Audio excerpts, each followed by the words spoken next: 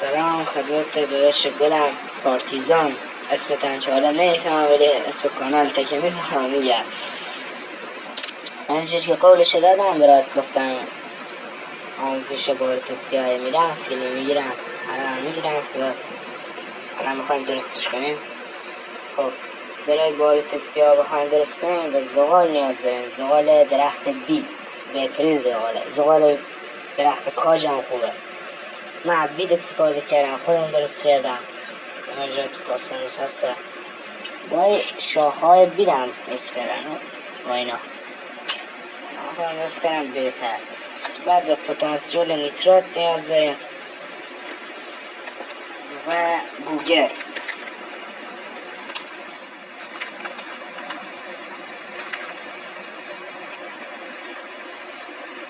این گوگرد. خب حالا ترازو روشن میکنید.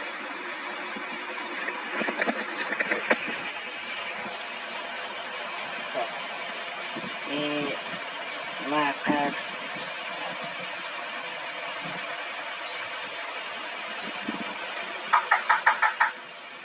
ترازو ما قاطی میکنه از این آقا دلش درد میکنه.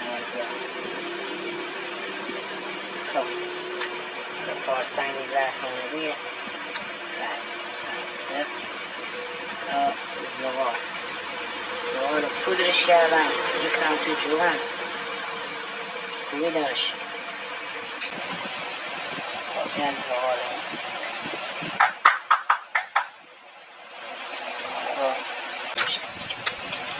گرد عمریز من 25 شاید سیش کنم.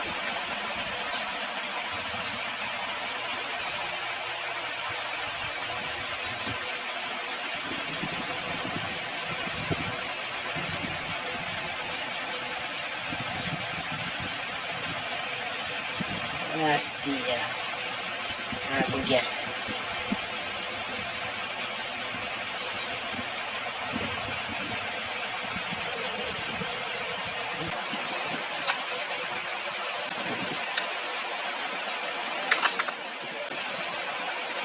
شد چه 50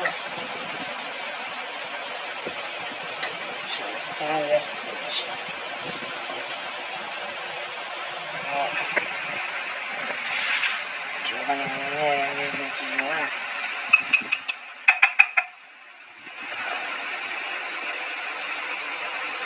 لانه میکنمش پودرش میکنم. من ویدیو نگم دارم طولانی نشد.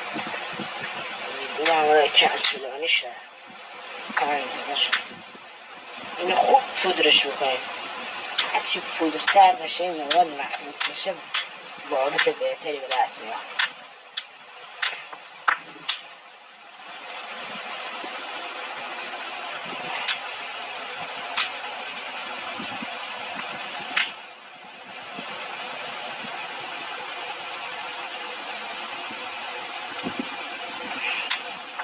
این پودرش کنیم که این مواد باروتش یک باروت خوبی باشه از رنگش معلومه. رنگش یکم نباید سیاه باشه. رنگش یکم سبز مانند باشه باروت خوبیه. بخواهیم باروت خوبی باشه. پتانسیل نیترات و زغال و گوگردش بزن کافیه. اندازه است.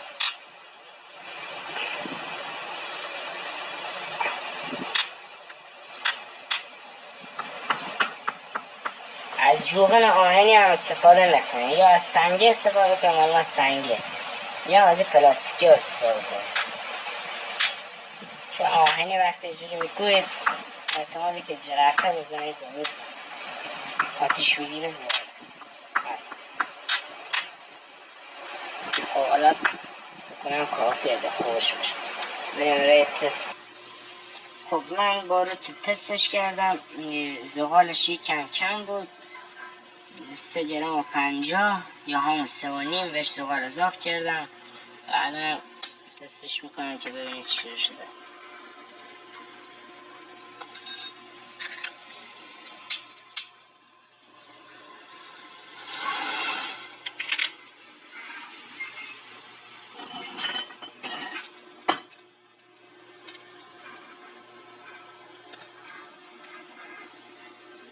این رسوبای هم که میبینید اینجا، نه به خاطر اینکه خوب این مخلوطتون پودر نشده.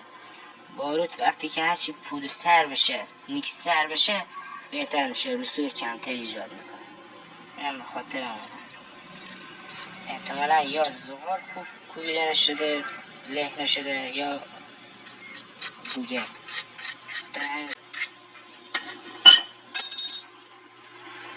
این هم از آموزش باروت. برید درست کنید، لذت ببرید.